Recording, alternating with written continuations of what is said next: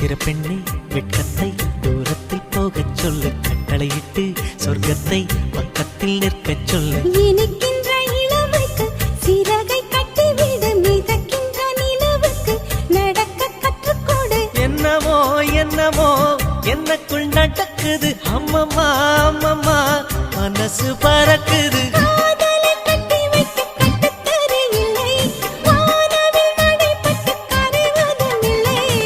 வானத்து நிலவெடுத்து வாசலில் வைக்கட்டுமா? செவ்வந்தி பூக்களிலே பந்தலை போடட்டுமா? ஆனந்த நீ ஓடுது நெஞ்சம், ஆசையில் கண்கள் தேடுது தஞ்சம். அழகு பூங்கொடியே